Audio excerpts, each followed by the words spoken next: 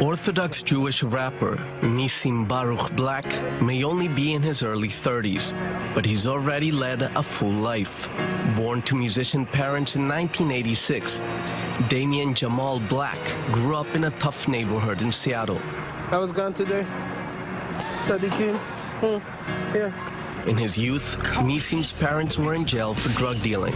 I was raised around a lot of violence. I was raised listening a lot of what was going on in the streets in my childhood.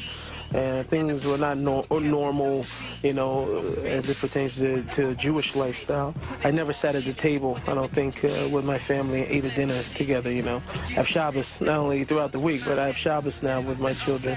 So it's a big difference. Yeah. You ain't ready for this. In his late teens and early 20s, he went by the stage name D-Black. As a gangster rapper, his career was taking off. Often sharing the stage was his friend Macklemore, who became a world-famous artist. I don't think it's important to forget something like that, because it's sort of what defines who I am even now.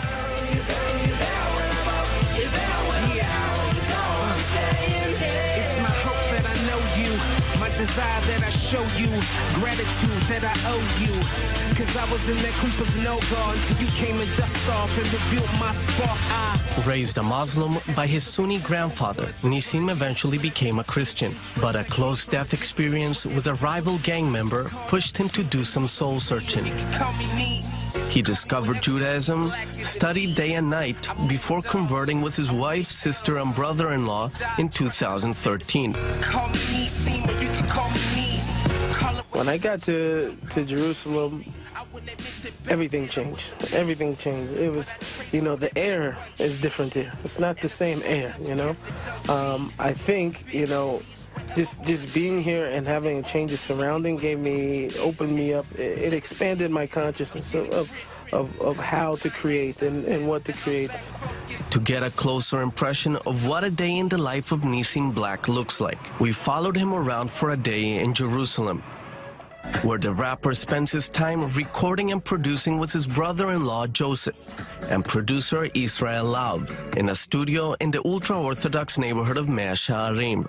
He hears beats in a certain way that most people don't hear them. Yeah, Nissim's just the genius when it comes to kicks, just a different world. The rapper is also a dedicated husband and responsible father, while also dedicating time to constant prayers throughout the day. We also followed him to a study session with his rabbi, Natan Maimon. We also paid a visit to the tomb of famous Iraqi-born rabbi, Obadia Yosef. The rapper considers the Sanhedria cemetery as a spiritual place for prayer. The holy city of Jerusalem is shared by the three main monotheistic faiths, which Nissim himself has experienced and practiced.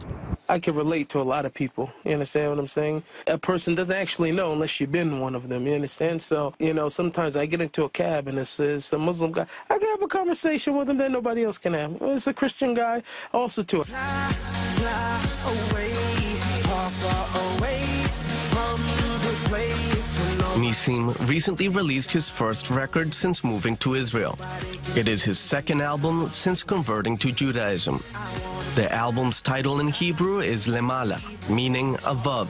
It includes hit singles such as Fly Away and A Million Years, featuring Israel Laub, co-producer of the album. They both hope the album will also reach non-religious audiences.